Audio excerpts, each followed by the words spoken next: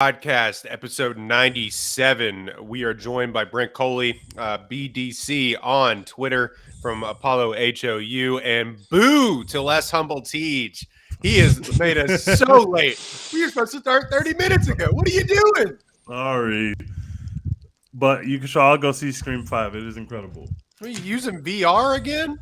No, I was watching Scream 5, and then there was a parking issue, and the girl I was with was moving slow. Anyway, I don't want to record that. Hey, sometimes it be like that. I can respect Sorry, that. it was a thing. T just trying to keep cinemas in business throughout January. Boo! Boo! Anyway, Man, Scream is so good. Yeah, I gotta go see Scream. We got a dude in the Twitch chat. What up, Echo Static 85? Oh, yeah, that's my boy. Thanks for watching. We appreciate it. Share this on YouTube as well from One Take Podcast. Also, Apollo's YouTube channel and Twitch channel. So go there and watch us talk about Tombstone. So we are joined by Brent again. Like I said, he specifically requested to be on this movie to talk about this movie, Tombstone, and we'll get your thoughts on that. But first of all, how you doing, man? Thanks for coming on. I'm doing good. Doing really good. Tired, but I'm doing good. Actually, I finished my rewatch of the movie about an hour ago. Fresh on your mind. Yeah, fresh on my mind. Even though I just watched it a few weeks ago, Christmas Eve. But it's one of those. Even if it's on TV, I stop and I watch it. But I love it. So thanks for having me on. Really appreciate it. This is actually the first time I've ever been on a podcast. So hey, welcome. You're in for a wild ride. All right. Not all podcasts are like this podcast, meaning there is zero format really to our podcast. But, Hashtag not all podcast. So yeah, let's look at this real quick. Let's do a rundown of the movie like we normally do. Tombstone came out in 1993. It is rated R. It is 2 hours and 10 minutes long, and it is 30 minutes longer than it should be. It is a 7.8 on Rotten Tomatoes. Actually, for as long ago as it came out, it is rated the 204th most popular movie trending right now on that website. Has a 50 Metascore. The reviews are kind of up and down for this movie just because this movie is, kind of up and down. But a successful lawman's plans to retire anonymously in Tombstone, Arizona, are disrupted by the kind of outlaws he was famous for eliminating. Directed by George P. Cosmatos, who directed Rambo 2. It was also written and partially directed by Kevin Jari. The directorial stuff behind this movie is fascinating. We can get into that here in a little bit, but essentially the thought is that Kurt Russell essentially directed this movie. But it stars Kurt Russell, Sam Elliott, Powers Booth, Bill Paxton, Michael Biehn, Charlton Heston is in this movie, Stephen Lang is in this movie, Thomas Hayden Church is in this movie, and then Val Kilmer throwing 115 miles an hour. How he was not nominated for an Oscar, I'll never know. But this movie was kind of a hit. Nope. No, which is unbelievable. It's the year that Tommy Lee Jones. The year that Tommy Lee Jones won for Best Supporting Actor for The Fugitive was this, which, yeah. I mean, yeah. That's fine, but like that. But yeah, he wasn't even nominated. It was kind of a stacked year for that, but as far as names go, but he wasn't even nominated. $25 million budget. I think this came in over budget and kind of delayed. But it made nearly $60 million, and it made so much more money on rewatch as well. It made it is a TNT, AMC, USA banger, as I like to say. But also, everyone, if you had a VHS set, you own this film. I can almost guarantee it.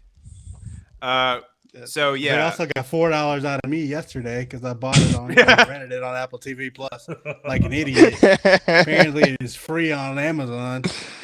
IMBD TV, technically. You know how Amazon owns that? They'll throw some movies over there to, I don't know, try to push that platform. But it's free with ads on that. Rotten Tomatoes, actually, higher reviews than you would think. 74% on Rotten Tomatoes, 94% from audiences. Obviously, people love this movie.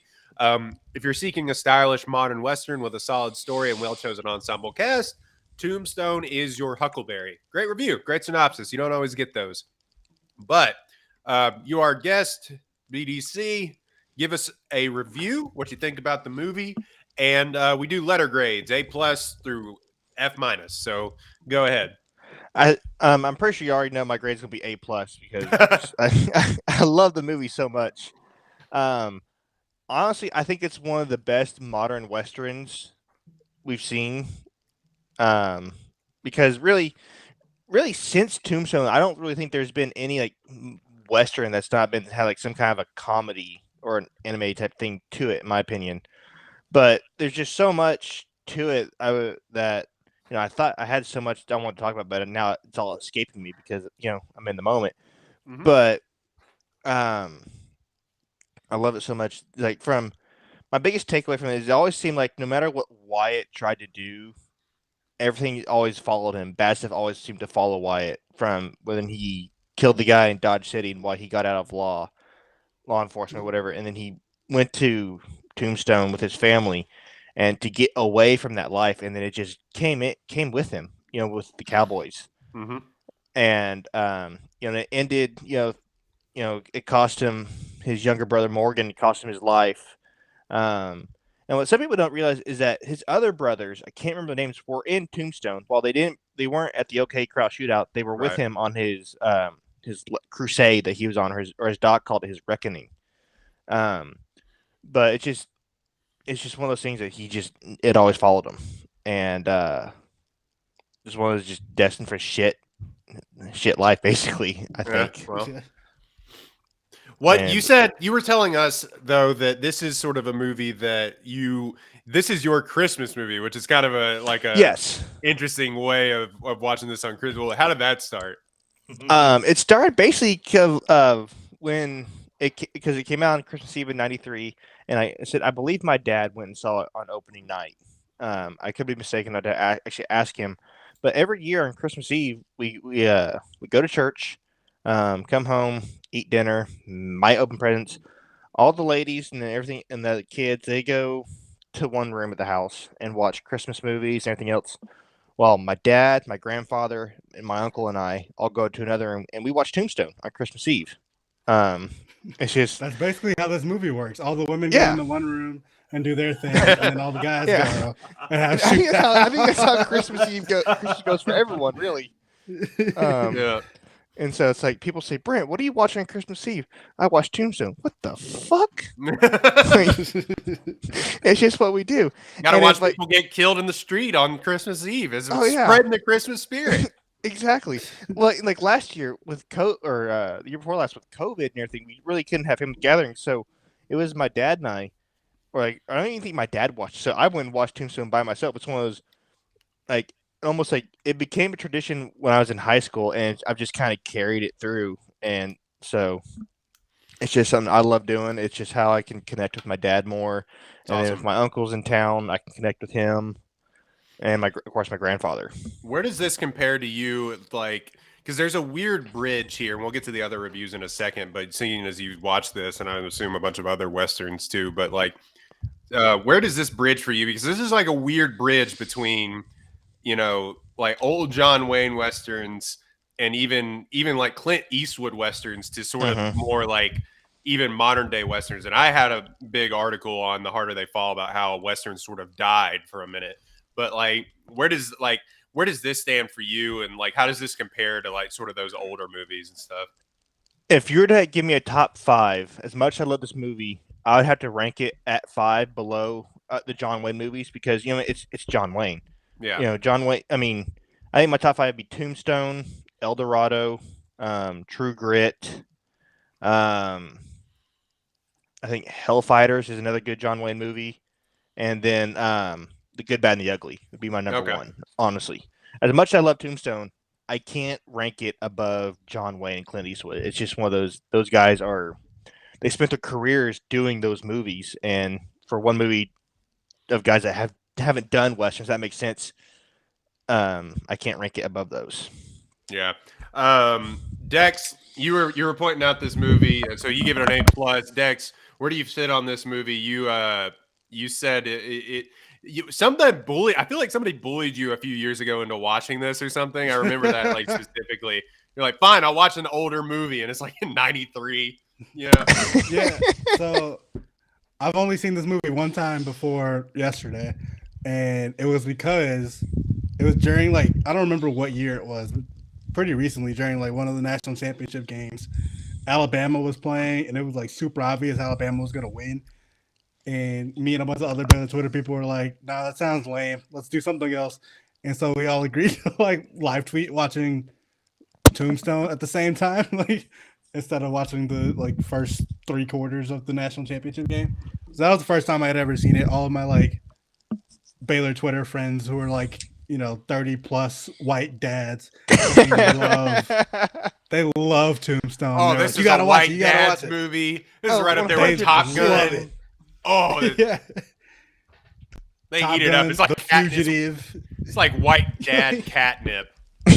Yeah, that like 30 plus Baylor Twitter dad demographic, like they fucking love Tombstone, and so they made me watch it, and I was like, "This is pretty good. I'm having a good time." And then I didn't watch it again after that, but like I obviously like Val Kilmer stuck with me that whole time, and like a couple of the other lines from it.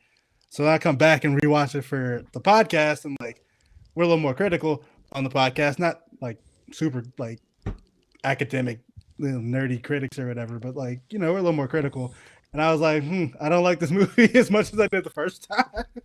Like it's a tad too long, and they just had no idea what to do with the women in the story. Like the movie just stops every single time a woman comes on screen. They're just like, we're gonna pause the movie right now. Yeah. Don't worry about the story. Here come the women. We didn't forget. Don't we have a love all story. The characters act out of character too. They're like, oh, a woman. Like they're just like, a woman. Wow.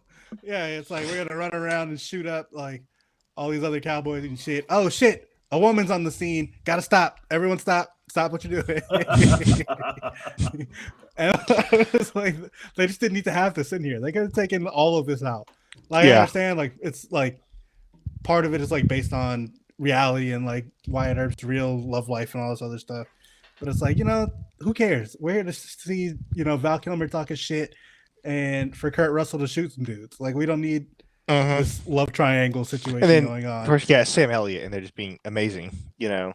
Love Sam Elliott. incredible. Sam Elliott, who's been the same age my entire life. Oh my god, he is the same age here as he is in the in the what do you call it? A Star Is Born, yeah. Yeah, he's the same age. How is that possible? I was like, he looks exactly the same. This movie is about to be 30 years old, and Sam Elliott hasn't changed a single bit. Still doing the same shit. But yeah, obviously, like I think I compare this movie to like a movie like Goodfellas, where you watch it and you're like, "This is amazing. I love so many of these scenes. This is super dope." You watch it all the way through, and you're like, "Yeah, this is amazing." And then after you watch it that first time all the way through, you can probably get by just watching like your favorite clips on YouTube. Like you don't need to go back and rewatch all of Goodfellas.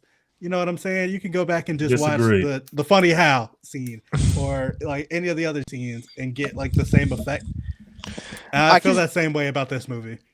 I definitely can agree that like the train station scene, you can always go back and watch that scene where Wyatt kills Stillwell and he spurs Ike, as well as I think there's a lot of things with Ike. Hell's coming with him. Hell's coming with me. Whenever Oklahoma State football comes out their home games, they actually put that part of that scene on the big screen. Goes, you tell them I'm coming, hell's coming with me. So they do that. The fight song hits, and the team comes running out the tunnel. It's one of the, which I find was kind of stupid in my opinion, because the Cowboys are the bad guys in the movie. I never claimed us Okies are smart, but I always found it funny. Yeah, I feel you on that. But yeah, I would say like this movie's probably like a B- overall, but it's got a couple of like A+ scenes in it, and you're probably better off like watching it the one time all the way through and then going with like watching the A+ scenes on their own, unless you're like Brent, you're just gonna watch it every single year. Mhm. Tej, you love this movie, right? I do love this movie, but I would agree with Dex that I don't go rewatch. I just go rewatch the scenes I like. The scene I really like is when he first takes over the little poker thing, and he's got to get the guy out. And he's just Oh shit! wow, sorry. That's my favorite scene. So I find myself watching that scene on YouTube more. That scene and the scene where there's like the standoff with the Cowboys for the first time with Val Kilmer, and he's doing like the gun tricks, and Val Kilmer's just looking at it. I just love those two scenes. But this is it's like a perfect Western. I like Westerns. And this one is just the way that it's written and the way that they kind of tell the story is just so cool. It is absolutely 40 minutes longer than it should be. It's kind of ambling at the beginning. And I definitely agree that every time a woman walks on the scene, like the movie is just like, wow, what are we doing this for? And it's not the women's fault. Like it's like the movie is too, it's like we like the shooting scenes and the scenes where violence is happening or about to happen. But other than that, like everything else in this movie is just kind of like, you want to watch it once so you know the story, but then you really don't have to watch any of that stuff. I mean, the stuff with like his wife who's like addicted to the Who was on crack? who was literally Laden opium. And then he has another love interest that he's like pursuing. Like it's just like we didn't need any of that. We could have cut that and saved ourselves some time. But the shootout scenes are amazing. The way this film opens with the misquoted Bible verse in Spanish is just incredible. Like it's just a very compelling way to start a movie. This is fun. I would give it like a B, but I love it. I don't want y'all to think that a B is bad. I love this film, but it's not like there are flaws with the movie for sure, but it's fun. And touch on Go ahead. what TJ said. When Wyatt walks into the Pharaoh to break up the Pharaoh game, y'all realize that was Billy Bob Thornton? Yeah, Like it's that Fat table? Billy Yes. Bob. Yes, Yeah. Fat Billy Bob. Yeah, I love that. You That gonna scene do is something, or you just gonna incredible. stand there and bleed? Yeah, It's just like, oh my god! Yeah, go ahead, do it. Smoke that skin.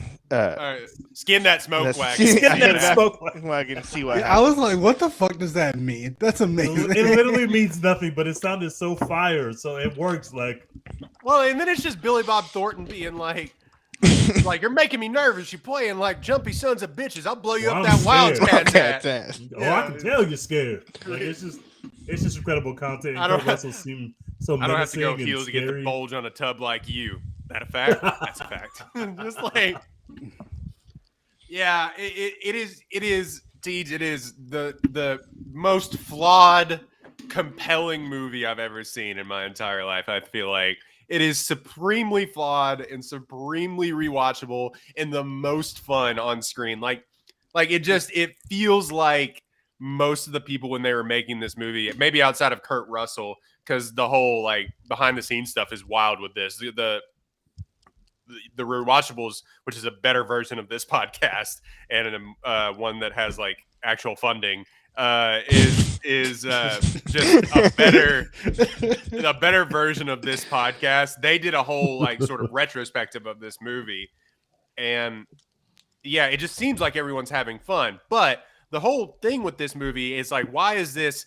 This is quintessentially like just guys being dudes. The movie, like this is guys being dudes. The Western, which most Westerns are, but like it is like because the guy who was set to direct this, or who secretly directed it, is George P. Cosmatos. And if you don't know, he directed Rambo 2 and Cobra. So like the Sylvester Stallone shoot 'em up movies, and half of this movie, when like the back half of this movie, when they're running around trying to just hunt down the cowboys and shoot them in the back of the head, and they're having shootouts, and that's all him. This is just, that's like they wanted to make like a Rambo movie in the middle of this Western. And what it was supposed to originally be was like more Dances with Wolves, which is Kevin Jarre, who I believe wrote, he wrote like Glory, and this was like a passion project of his. He really wanted to write this. That's what he wanted to do. Imagine they said they wanted to make the Godfather of Westerns, which this ain't. This is not that. No, It's definitely not not. Yeah, Definitely so they fired him. He was over budget, and then they bring in Cosmatos, and he's basically a director in name only. Like they basically give it to Kurt Russell and he says, I'll do it, but like I don't want my name on it at all, and yada yada yada. There's a whole like sort of interview that he says all this stuff, and he directs the film in secret. And so you can tell where they're given conflicting notes, and like the editing is weird, and it's just all over the place, and the woman's storyline is super problematic and bad and like just so whack. Yeah. It really is for lack of a better term, it really is like, this bitch won't let me fuck this other woman because he's on drugs and I feel bad. Like, it's just like, it basically is like dudes being, and every guy in the theater is like, yeah, like, I didn't, like, yeah, I can't believe she's on opium. And it's just like, yeah, she has like a problem that you need to fix. And like, basically, it's like, it makes you almost like, wish that she would get out of the way so he can go be with this, like, cheat on his wife with this actor lady. And it's just like, that's a whole weird storyline. But on top of all of that, it's just 1,000 character actors and Kurt Russell throwing 110 miles an hour. Like, Val Kilmer is getting every single line that Val Kilmer says is an absolute bar. It's crazy. Every single line. He doesn't like miss one line. It's like the writer was like, I gotta give Doc Holliday everything. You know what I mean? And so he gave him all the ones. Like Kurt Russell has a few ones. One of my favorites being like when he arrests Wild Bill or whatever his name is. Curly Bill. Curly Bill, yeah. And he just said, "Lawman, you get out of the way," and he goes, "You die first, get it?" Which is the best line in this. Like, if you said that to somebody, he's like, "Not before I make your head into a canoe," is one of the wildest lines I think I've ever heard in my entire life. That, and then like the gunfight at the OK Corral is fantastic. Obviously, it turns into like really just the back half of this movie is wild. It's like like the remaining 45 minutes of this movie after his brother dies is literally like a manhunt for the entire back half of this movie, and it doesn't slow down until the very end when they're like, oh, and Doc Holliday died. Like, that's when the movie slows down. Yeah. Okay. But yeah, there's like half of this movie that you could have cut out. But all that to be said, everyone's throwing 110 miles an hour. Val Kilmer obviously should have been like gotten way more credit for this movie. I think he did. I think critics liked it at the start. And I will say this: all of the mustaches and facial hair are real. So there's that.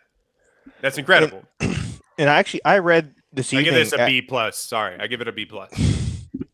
And I read this evening that apparently before they cast Val Kilmer, I guess they wanted Willem Dafoe at first to play Doc. Oh my! Holy shit! I would like to see that movie anyway. I would like to see that absolutely. There is So go ahead. Yeah. And then at the OK Corral, I don't know if you guys noticed. I noticed it last year when I was watching it.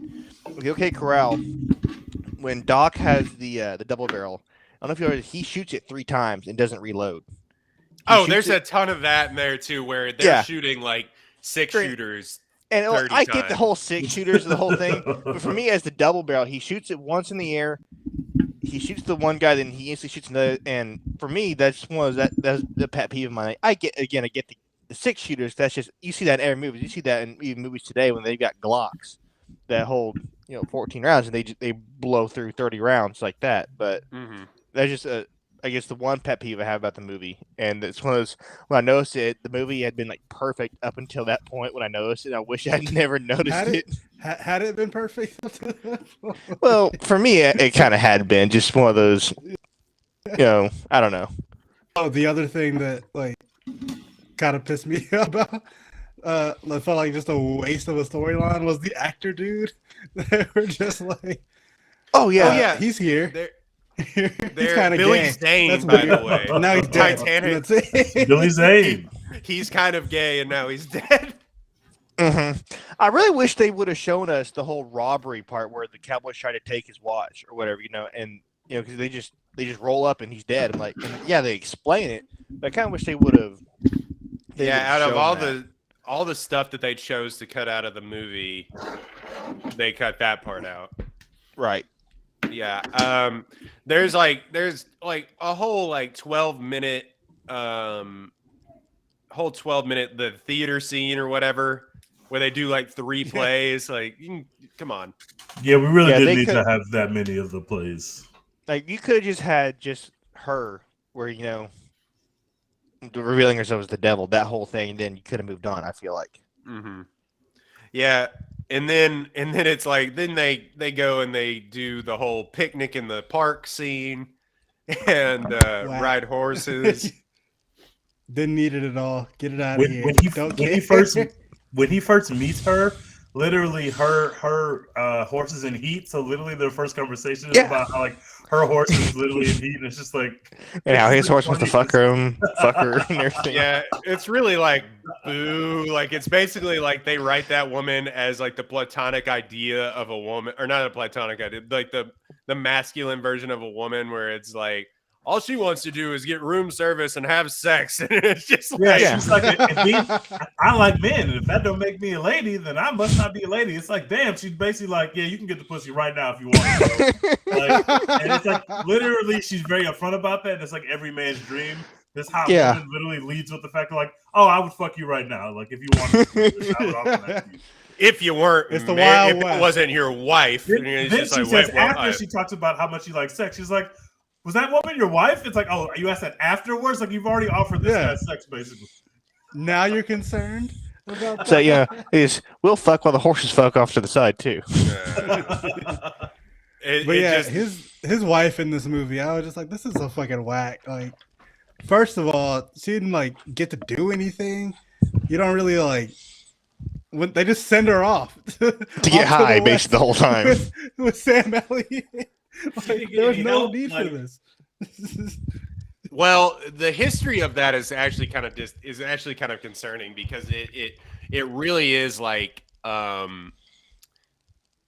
she died a while after. We are getting some weird things in the chat right now. What are we getting in the chat, guys? Getting some chat. We got some porn bots.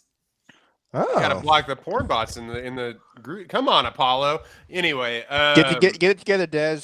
Yeah, get it together. But yeah, the whole thing about that is kind of concerning, where it's like she died years after they left Tombstone, like 88 or something. So basically, he just kind of ran off with this woman. I mean, and they weren't technically married, but they're like common law. They've been together for years. Yeah, and then she died still of a drug overdose. And basically the woman who he ended up with from the, Josephine, and I think is her name, who she ended up with, kind of did her part to try and erase her from Wyatt Earp's legend, basically, for kind of made it her goal to erase her from his legend. But it is the most, I put it on Twitter, it's the most unintentionally funny ending of a movie ever, when they're going and he meets her in Colorado or wherever, and it's snowing and they're dancing. He says, we'll get room service, and they're dancing, and it's hopeful music, and it says Josephine died of a drug overdose. Or Maddie.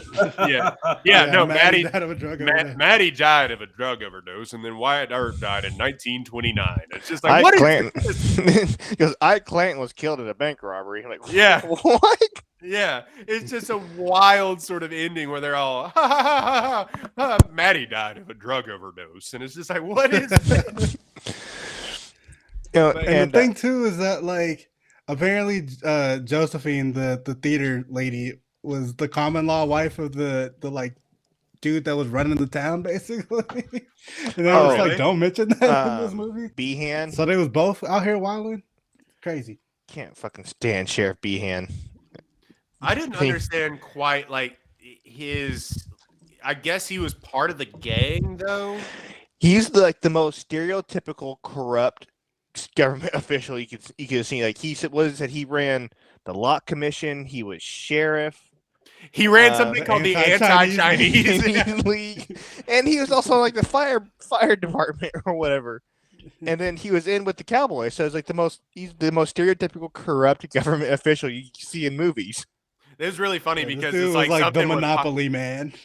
something would pop off, and he'd be like, "Hey, that's city business. That ain't county business."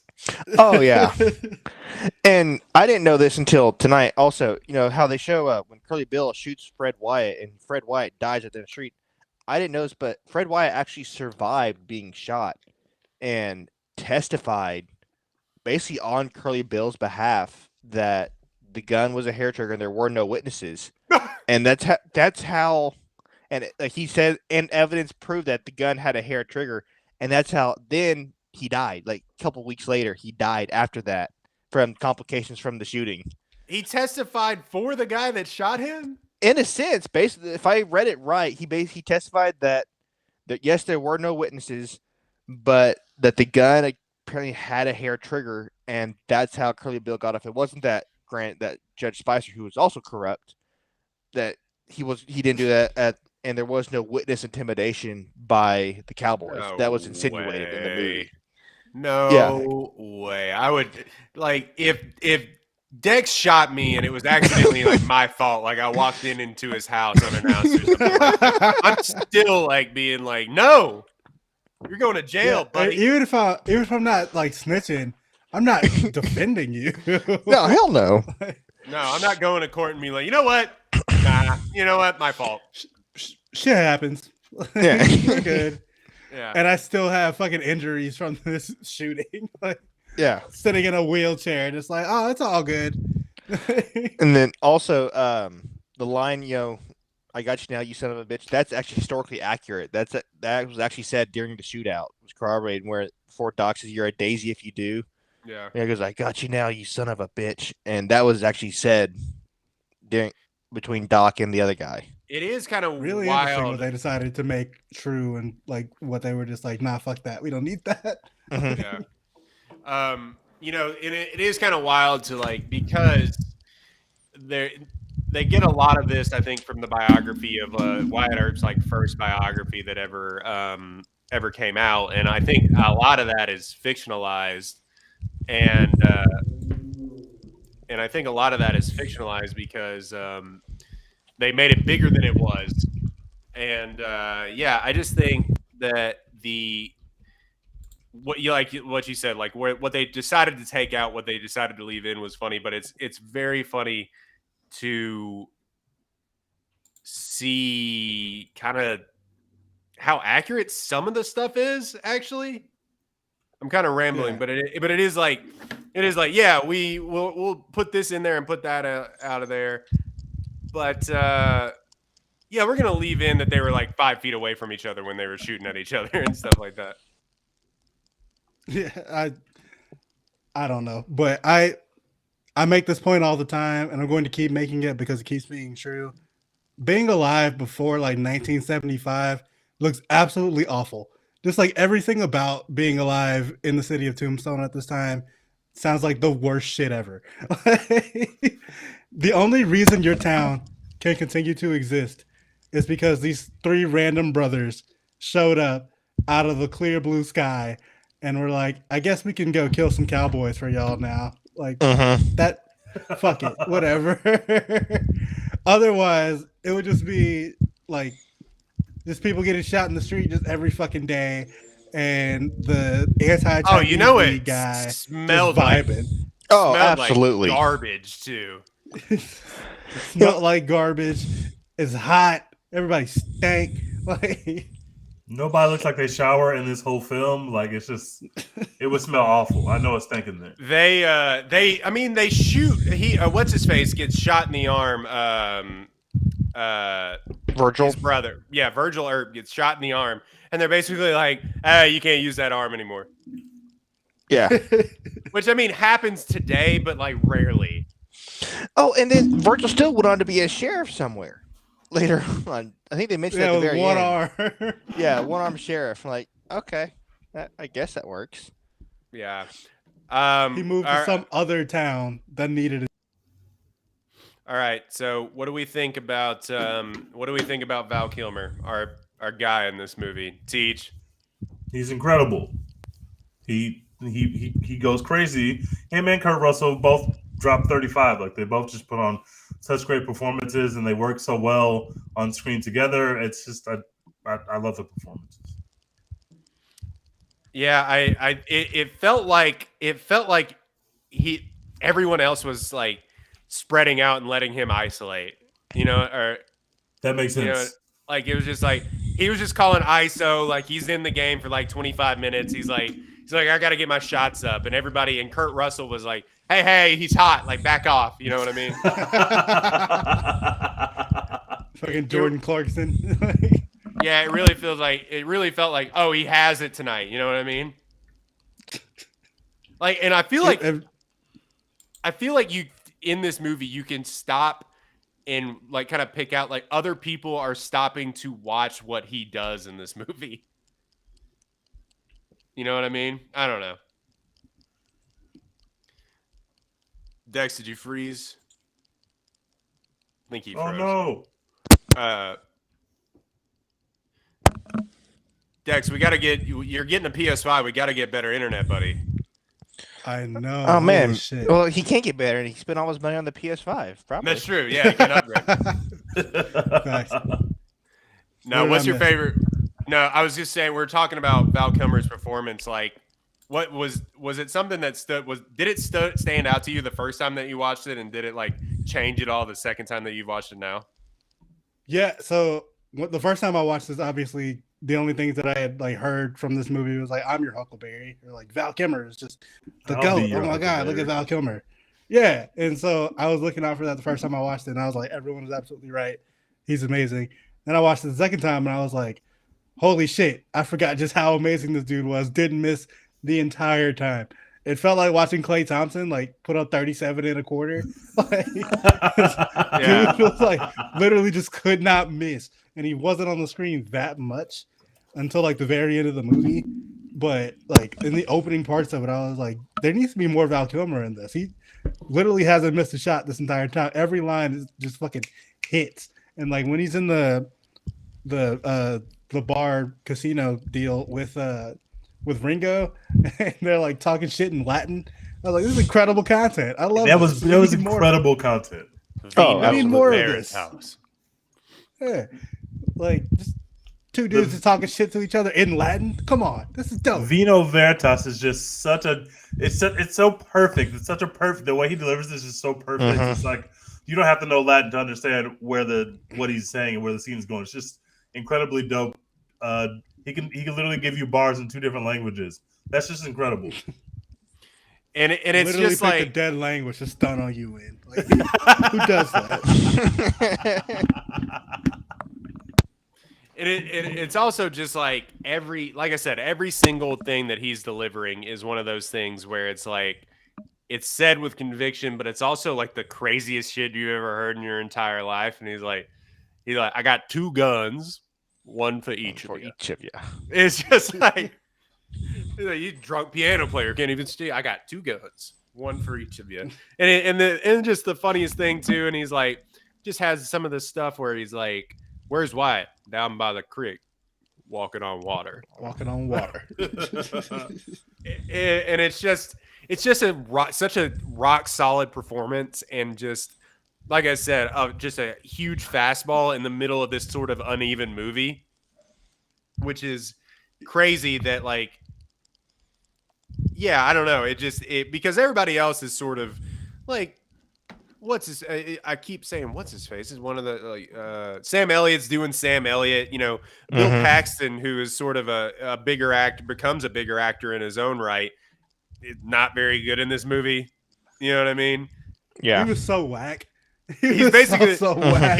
He's basically like getting an open corner 3 and passing up that look. You know what I mean? Like he's just like Wyatt. What do you think?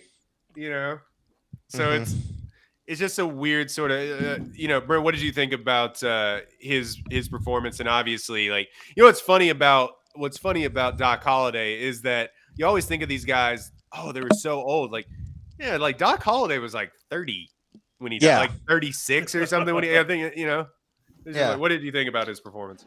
I think it was fantastic. I know I mentioned earlier how Willem Dafoe was potentially suggested cast, but I don't think anyone could have really topped playing Doc other than Val Kilmer. I think he's one of those actors. He's perfect for that type of role. And just again, the way he delivered his lines from "I got two guns, one for each of you," of course, the famous "I'm your Huckleberry." There's just so much that he did that was just perfect that he played off. And how he was in his 30s when he died from obviously complicated tuberculosis, and he laughs at the very end when he looks down and his boots are off. He'd always said he was going to die with his boots on, and that's why he chuckles at the very end. It's because he's I'll dying. be damned. Yeah, I'll be damned. Everything, and because he's dying with his boots off. But Val Kilmer's perfect for that role. And it is sort of almost a heartbreaking character too at the very end because he's just like, I got tons of friends. He's like, I don't. It's just sort of an interesting look at the character. But I mean, he's just so smooth throughout because the first thing he goes, "You Doc Holliday," and this is what I'm going to start saying to people. If anybody ever asks me what my name is, that's the rumor. You Tej, that's the rumor. I think one of the stupid things I started doing during the pandemic was when Wyatt introduces him to Behan and goes, "Sorry if I don't shake hands." Like Yeah. I would say During the forgive me if I don't shake hands. Forgive me if I don't shake hands. Okay, we got to talk about the villains in this movie because I think they actually do make the movie. We talk about Wyatt Earp and all them, but the unforgiving, relentless douchebag villains are something that I love in westerns. It's something that like I absolutely adore in westerns. When it doesn't like I don't need like a bunch of 3D characters and stuff like that sometimes with these just straight up Western movies where it's just like Powers Booth is just killing people at weddings and shooting people in the middle of the street and doing opium and kills his brother and he's just like, well, bye. Like it's just like it's just chef's kiss. And then of course you got Michael Biehn, who was like somehow not a bigger star. Like he's in Terminator, he's like in Alien, he's in all of these huge movies in the 80s and 90s. And he's like going almost toe to toe with Val Kilmer too. Like he was so good. Yeah. I love this character. Very underrated, in my opinion. He's like, don't you got the guts, you bunch of slugs? Don't you have the guts to play for blood? And he's just yelling and drunk and just like incoherent. It really is like a really good character.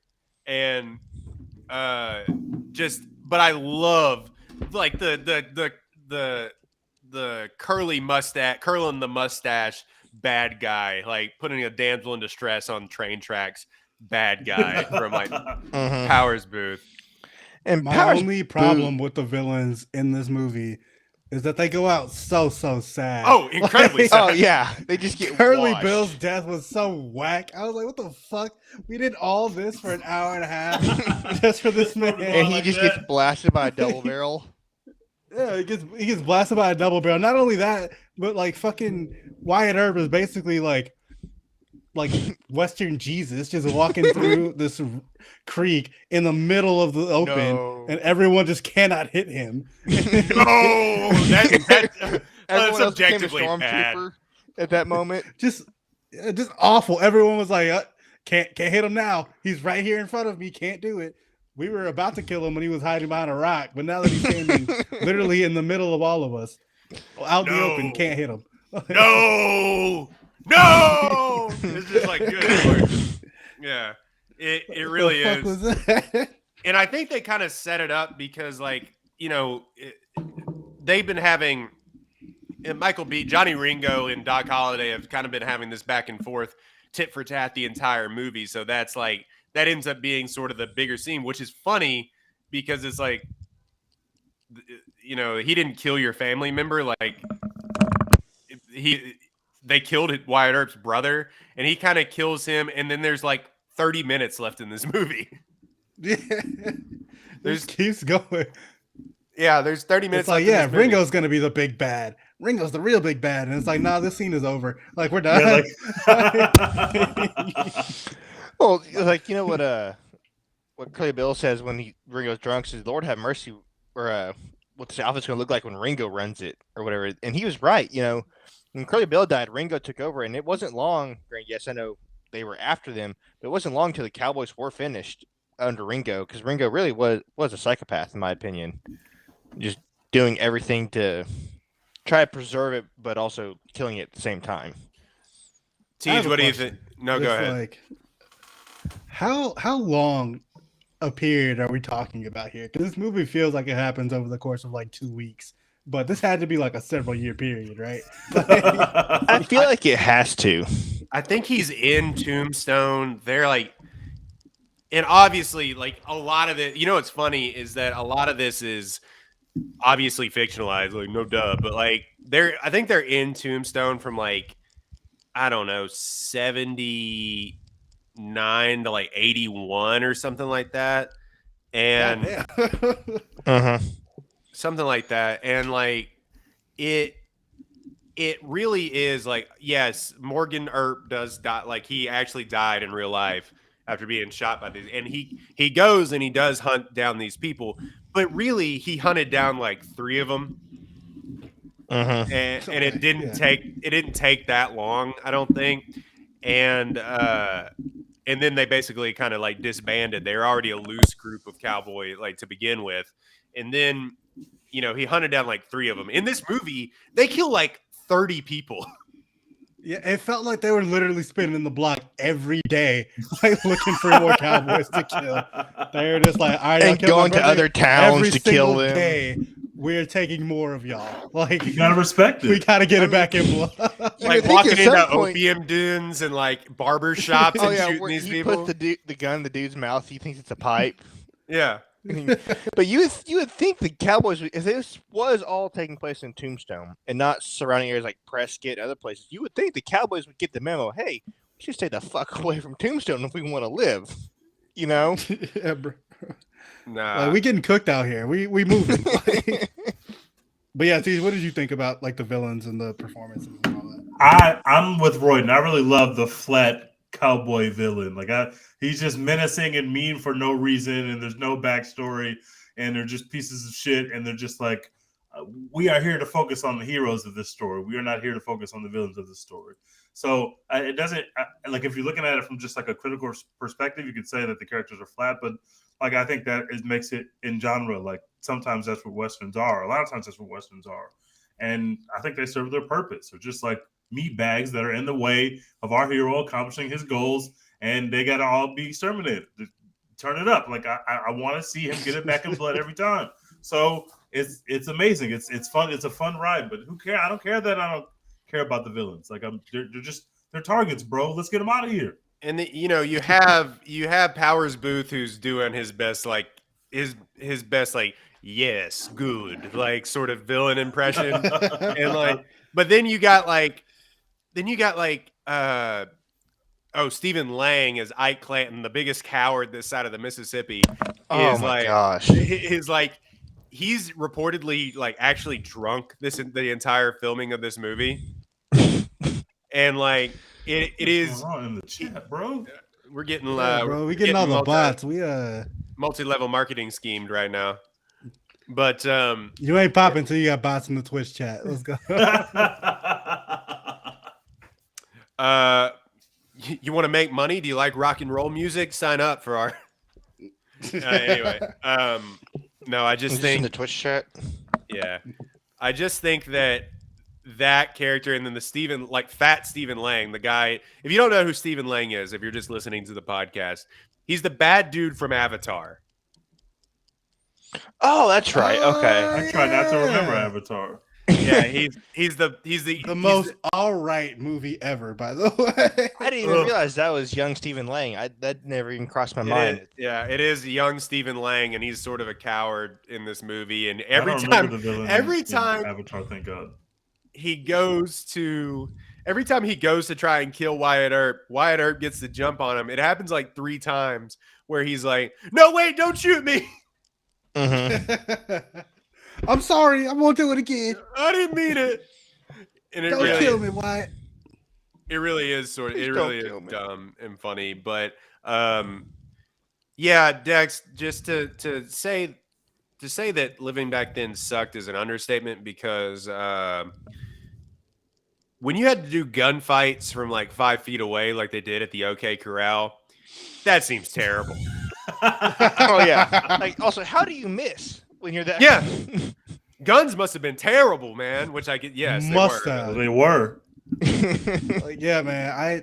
Nothing about living back then seems cool to me. Like as a No. regular person, because like Not even at if you're all. not involved in any of this at all, it's just like, do you know how fucking loud gunshots had to have been back then? And like all y'all live right here. Like people are dying every day. Ain't nobody cleaning up this blood. Like I'm just trying to read the Bible. Can y'all quiet it down? Oh, we finally got a fucking theater in this godforsaken town. I want to go listen to St. Crispin's Day speech or whatever. And these motherfuckers are shooting at the fucking actors and shit. Like this is whack. I hate it here. I'm moving even further west to the middle of nowhere again. I've been to Tombstone. We stopped in Tombstone on our way to the Fiesta Bowl, a bowl that actually doesn't exist, but never heard of it. But we stopped in Tombstone, buddy. There ain't nothing there. There wasn't anything there ever. But like you go and you kind of look at the set design of this movie, and you look at it looks pretty accurate actually the way that they did it. But you go into some of those buildings that are still up, like where the OK Corral, you know, where that woman's taking a picture and Stephen Lane's character goes in and tries to shoot him through the window and everything like that. That actually looks like that. That's still up. Like you can go see it. And like in the theater and everything else, you kind of walk around. There are bullet holes and everything. And they'll point them out. They got it marked on the wall. They're like, this is where a bullet hole was. And then Holy shit. There's just everywhere. It's just riddled with bullet holes. This whole town. Wait, who won that Fiesta Bowl game? Who won that game?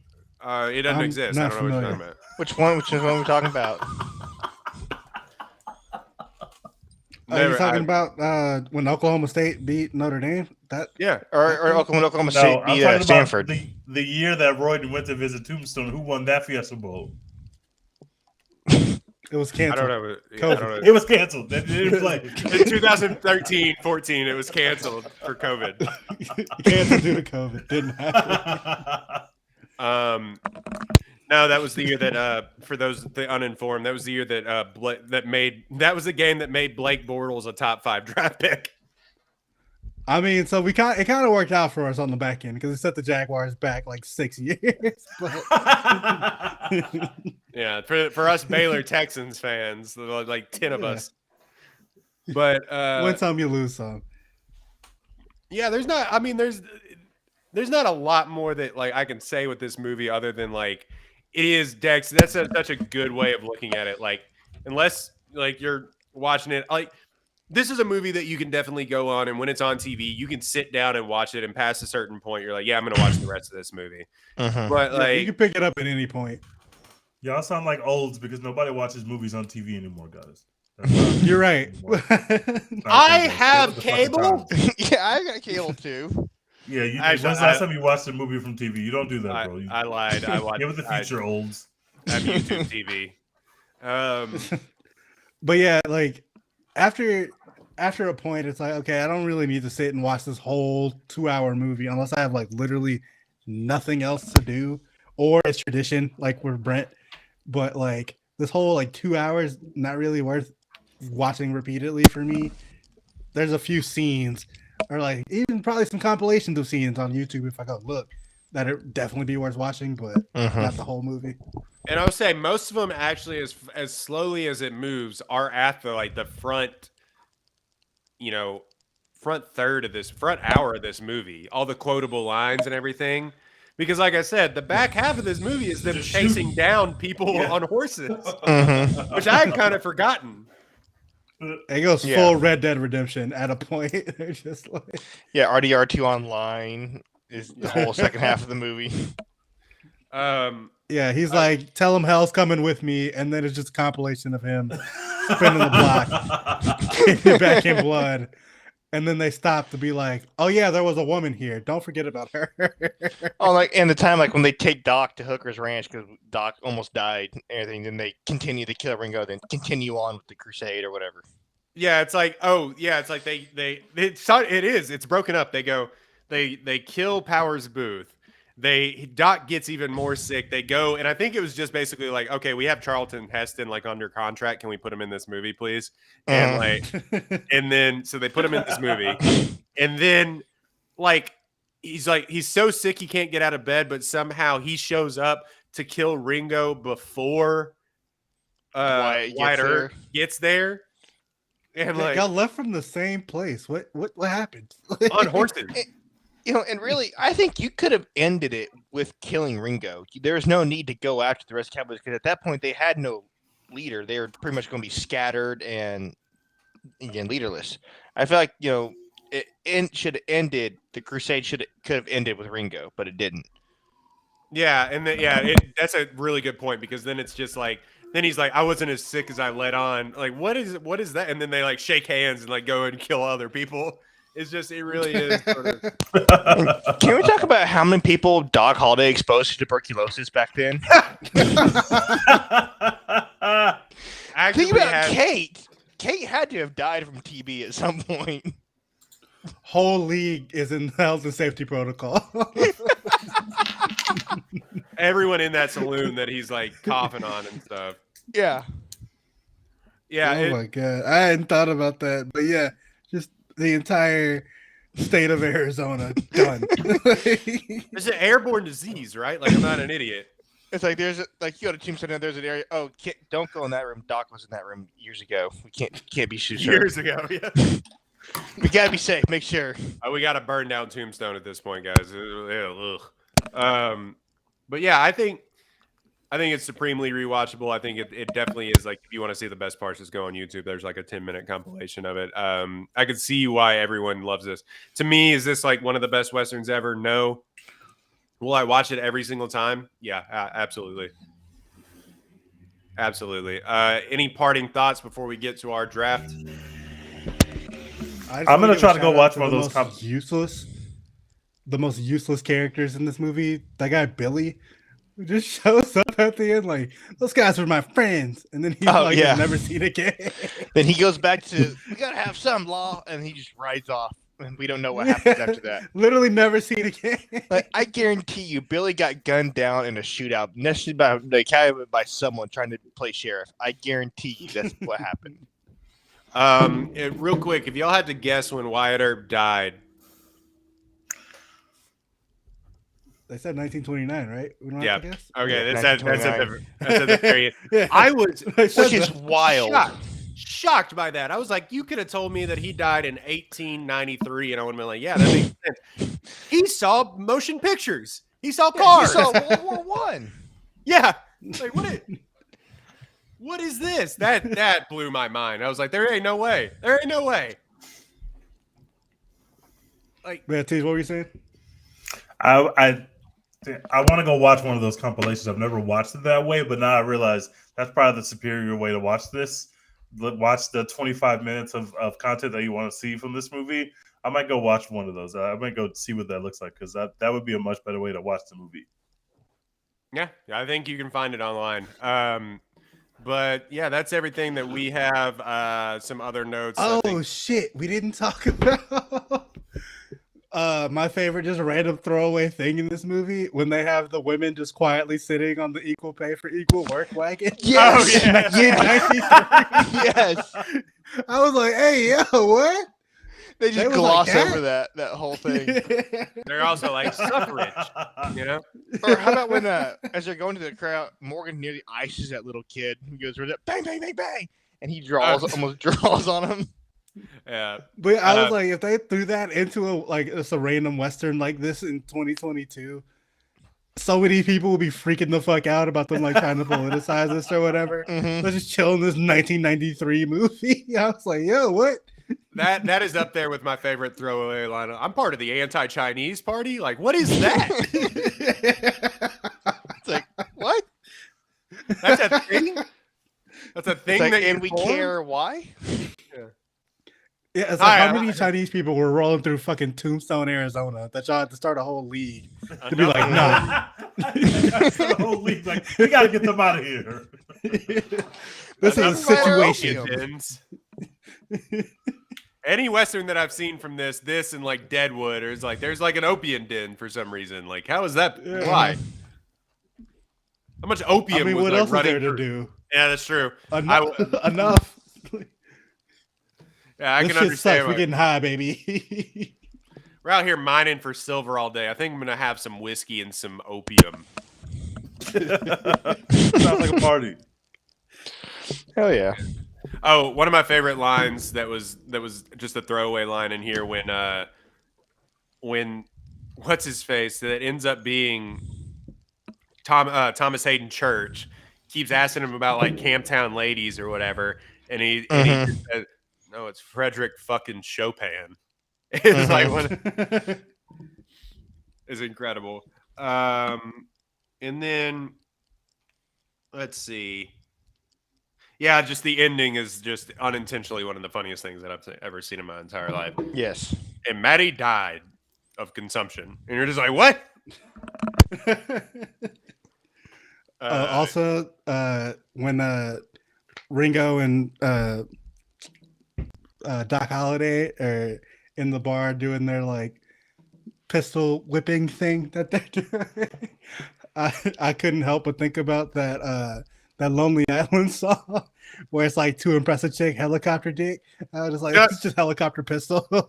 Like, just start whipping your pistol around like a dick, and that'll impress every woman in the bar. That's amazing. Well, there was multiple people in there. They're like, woo!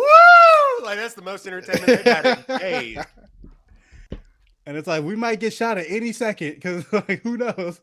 how Yeah, you shit might actually pops off in here, but Might accidentally pull that trigger. Yeah. yeah, All right. Anyway, shout out to Tombstone, dope movie. Great to do this as a rewatchable. We hadn't done a rewatchable one or a throwback review in a long time. That was a good one to do. All right, we're gonna do best shootout scenes in movies or best shootouts in movies. Right after this ad break from Apollo Houston. And now let's do best shootouts in movies. Let's go. Brent, Dex, Yeah. Royden, Teej. Brent, Dex, Royden, Teej. All right. Best shootouts in movies. First pick. 1-1. Let's go, BDC. What do we want? Okay, Corral Shootout. Okay, Corral, from this movie? Yes. Just obviously, I just love the movie and everything. Yeah. We also didn't talk about how that a full Wyatt Earp movie came out literally right after this movie. Yes. It's Literally the next year. That movie explains more of the history and the story of obviously Wyatt Earp. And I haven't seen it in a few years. I need to go back and rewatch it. But it's one that just tells so much more about what happened than what you see in Tombstone, at least in my opinion, from the last time I saw it. It's even longer than this. And what was funny is that Kevin Costner was, and I meant to say this during the podcast, but Kevin Costner was supposed to be in Tombstone. Mm-hmm. They didn't make the movie that he was wanting to make, which was the Wyatt Earp sort of sprawling Dances with Wolves sort of epic thing, and then that Wyatt Earp came out and everybody was like, this sucks. That tanked. Mm-hmm. Yeah. So, Yeah, it's like a 30-something on Rotten Tomatoes. yeah. So yeah, gunfight at the OK Corral from Tombstone. Dex. All right, I'm gonna go with one of the most iconic shootouts of all time. I'm gonna go with Say Hello to My Little Friend from Scarface. Hell yeah. Because that shit is just so fucking dope. Just watching Tony Montana like have his last stand basically in this like mountain of cocaine in like this beautiful mansion in Miami. Like, it's timeless. Everyone knows that quote. Everyone knows that scene. Scarface is not that great a movie overall, but that scene, fucking fire every single time. He gets shot 1,000 times. He's too real to die, bro. He was too real. Like, it's just nuts. It really is the most He's over the top movie. Hey, I know I'm about to go out because it's like 30 of y'all and one of me. But hey, fuck it. I'm gonna take some of y'all with me. Let's go. See y'all in hell. Let's get it. I'm gonna get got, but I'll get got more than I get got though. Or what is it? I forget. I can't remember. I'm gonna get mine more than I get shout out got to though. Marshawn Lynch. Yeah. All right, my pick. I'm gonna go with.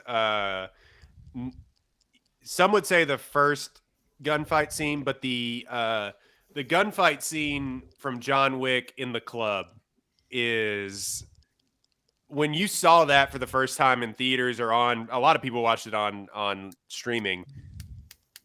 Changed the genre. It was like it was nuts. It like redefined who Keanu Reeves was for like a whole new Keanu. I was gonna say Keanu-ration, but generation. And it, yeah, that was a weird slip. But yeah, it like when he's like rolling around people and like killing people in the middle of everyone dancing and that techno music is going off. Oh, it's just so good. I may go rewatch that here in a little bit. Yeah. Anyway, Tej, 2 picks. Okay, I got 2 amazing picks left on the board. I'm glad that this draft has worked out the way it has. First, I'm taking probably the most iconic movie shootout of all time, which is the downtown LA movie shootout. Damn it! Thought I could get it. They literally tried to. They said we're gonna add all the gunfire in, like the noises in post. Michael Mann said no. I want to actually have these guns being shot in the middle of downtown LA. I don't care what people think. I don't care if people are scared. I need my fucking movie. And the shit is the greatest thing of all time. It's just the way that it sounds, the way that it looks. I also worked downtown LA for many years, so it's so familiar to me, like the streets that they're on and like the places that they are. It's just, it is a treat to watch every time. It's loud. It's the loudest thing. So loud. Mm-hmm. It'll blow you out of your surround sound. It is loud as hell. And it is just fun. It is just adrenaline soaked, and it's just one of the greatest things I've ever seen on a movie. I've never seen it in theaters, but it's the greatest thing I've ever seen, like on a TV screen. To have a shootout like that, and the way it sounds and the way that it's filmed, it's just perfect. Val Kilmer banger. Another Val Kilmer banger, by the way. Val Kilmer's a king. And then for my second choice, I'm going to take that church shootout in the first Kingsman movie. Which is probably the coolest thing I saw on a movie screen for a number of years when I saw it. I just could not believe that. I was lucky enough to be in a theater watching that when the movie came out, and I didn't know much about the movie, but someone was like, let's go see this. And when that scene happened, I was like, holy shit, we are in this is amazing. What are we watching? That's another one of those YouTube scenes where you could just go pull up that scene and have a really fun 4 minutes because it's just insane amounts of people being killed and acting crazy, and it's just like one of the coolest things ever. So that's my second choice. Set to Leonard Skinner, like it's so nuts. It is incredible. I think for the longest time, the latest Kingsman movie, by the way. No one did. I haven't yet. I'm going to. Yeah, no one saw that movie. Like, what a waste of their time. Man. After 3 years of being delayed, I think. My next one, I'm surprised that Tej let me get this one. I got to take the bank lobby shootout from The Matrix. Yeah. Great one. They're just running up walls and like, can you take your coat off? And it's just all guns. It's crazy. It is amazing to watch. And the fact that we got away from that in the last 3 Matrix movies is like, sad. Yeah, they somehow made the 4th Matrix movie the most boring shit ever. They found a way. Yep. Anyway. But yeah, that lobby Matrix scene is chef's kiss. All right, Dex. I'm surprised it's been this long with no Tarantino because I feel like I associate Tarantino with shootouts. But I'm gonna go with the German 3 scene from Inglourious Basterds. Ah, dang it! Everyone knows that I wasn't like a Tarantino guy for a long time, and I hadn't seen that movie before we did it on the podcast. But that's a scene that I go back and watch like at least once a month. I fucking love that scene. It's so good. Michael Fassbender was so good. Try Glazer. And it's just such a cool way for that whole thing to like fall apart because it's so tense the whole time. And then like, I think that's like based on reality and like people who are in the know about this kind of stupid shit. like could see it coming, but the rest of us were just like, yo. I love that feeling. It takes like 2 minutes. Like the buildup is longer than the so shootout is. good. Or maybe even it's like 30 seconds. They just all just blow each other away. Yeah. But yeah, the buildup is incredible to that. Like it's not the best like action like or whatever, especially compared to some of these other shootouts. There's no heat, obviously, but like the buildup is so tense, and then like just seeing all these people get blown away is really dope. All right. Brent. I think the final shootout in End of Watch, where they roll up in the apartment and it leads the rolling shootout all the way down the alley, and then when the rest of the cops, the backup shows up and they exchange fire and LAP just mows them down. I think that paired with the music of the whole thing is so tense. That's one of my favorites. Like sue me, but that movie is way better than it has any right to be. Yes, absolutely. It's a fun ride, man. Not gonna lie, I cried at the end of the movie. Not gonna lie, because because you love Michael Pena, and then all of a sudden it's like they killed him instead of Gyllenhaal. Like, what do we? Yeah. Well, it's also one of those when they're laying there, you don't really know exactly who died at first. You know, you had an idea. You know, they lit him up, but you just didn't know if they both died. Then you find out one died. It's like, holy shit. Yeah. All right, you get one more pick, and then we'll go back to Tex. Probably Lone Survivor. The whole shootout within the woods, going through when they get their cover gets blown, and they just go through literal hell trying to fight their way out.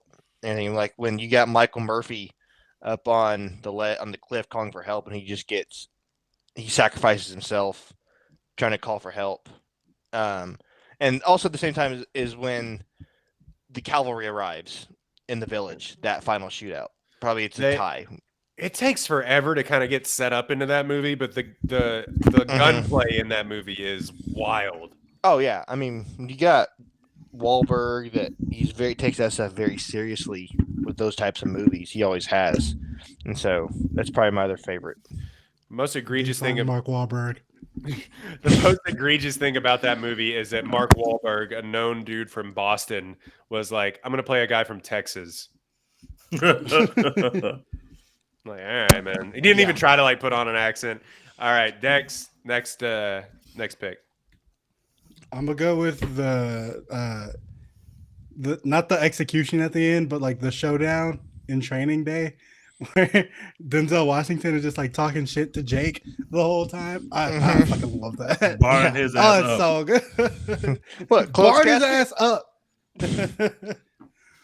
Where's little Jake? Where's my little Jake gone? Where can he be? No, I'm surgical with this bitch, Jake. Close casket. Oh, that shit is so good. And Denzel definitely earned that Oscar. Like, yes. Even they could have just sat all the Oscar voters in a room and showed them that scene. They would have been like, okay, yeah, we're done. It's over. Just barring him up the entire time. Performance is just out of this world. What a great choice. I'm surgical with this bitch is an incredible line. Yeah. How you want it? Closed casket? All right. My that's so good. My next pick. Let's see. What do I want? There's some good picks still left on the board. Guys, there's a lot of good gunfights in movies. I don't know if you've ever seen movies. But there's a lot of good ones.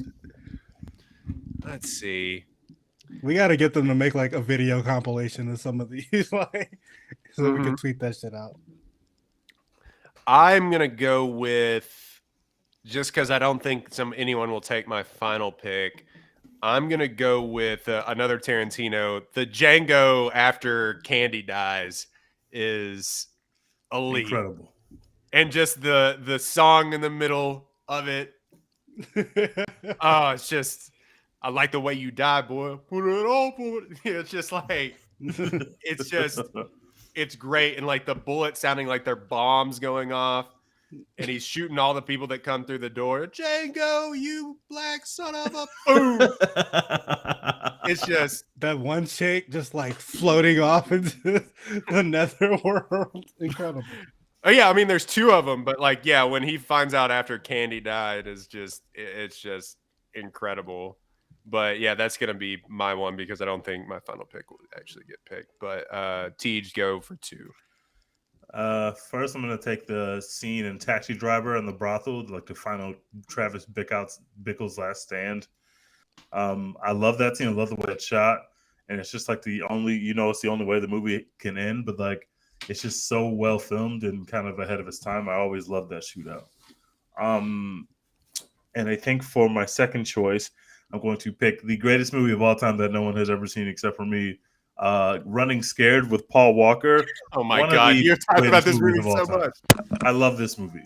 I'm obsessed with it. It is so bad, but it is so good.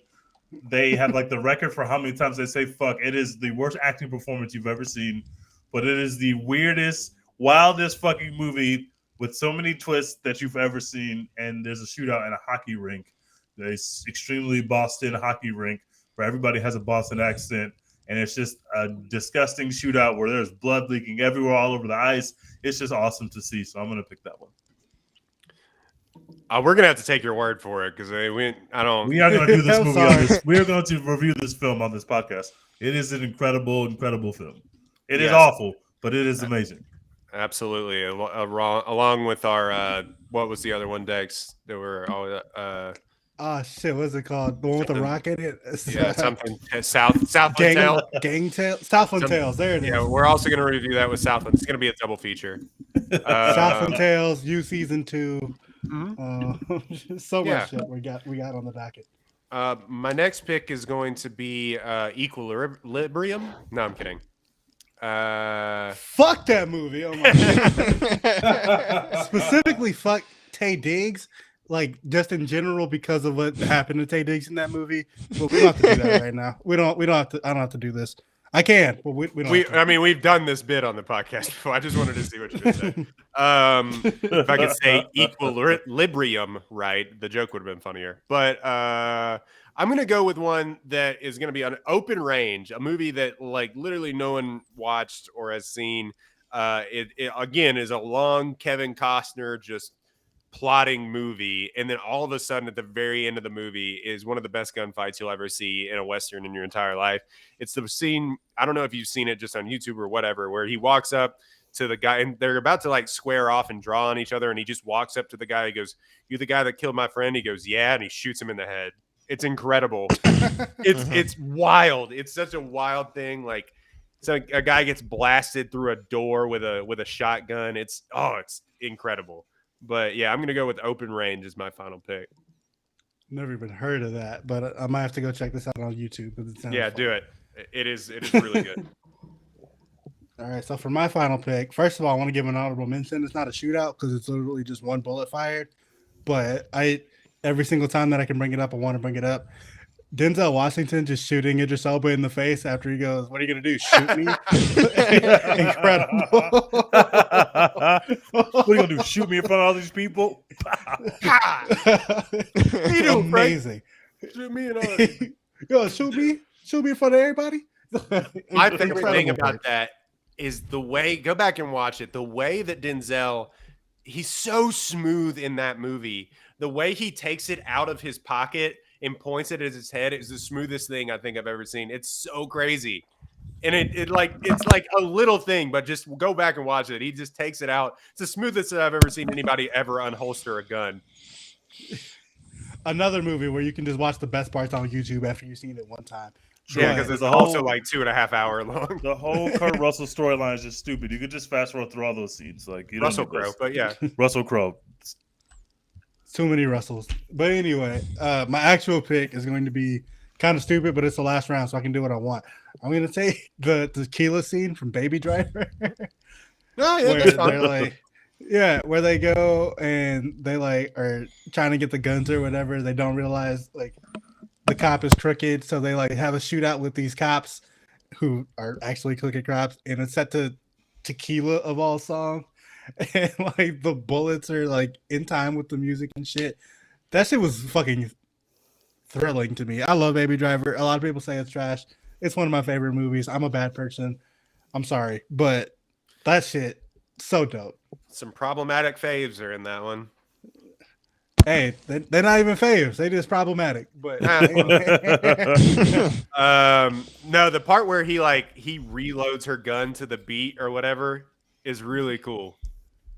yeah, I just love that shit. And then they drive off, and like the building explodes. Jamie Foxx is just like tequila. Like that shit was just so fucking cool to me, man. I know Right. people hate Jamie Foxx's character in that movie. I don't. That shit was dope. All right, Brent. Final pick. Be the opening shootout of Deadpool. This is from the comedy aspect, everything. Nice. I love that. Just, counting down the rounds Yeah. and finally the very last one is just bad Deadpool. Good Deadpool. It's one of my favorite lines from the movie. I don't know why, but it is. God, when that movie came out, it was so good. Oh my god. It was really, really good when that movie came out. That shit hit like a bomb, and we're still dealing with the effects. Yes. From Ryan Reynolds. I still have no idea how they're going to incorporate Deadpool into the MCU because the Deadpool we know could never fit in like these little PG movies that they make. I have no idea how this is going to work, but I can't wait for it. No, Didn't they say being weird?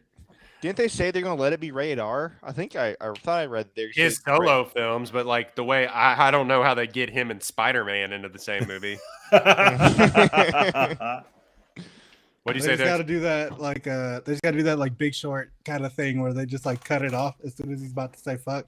I think you Yeah. only get like one or two in a PG-13 movie. They got to like strategically use that one, and then from there they just got to like cut his scene short every single time. Yeah, have him Just to make saying it like funny. "what the shit" and things like that. Mm-hmm.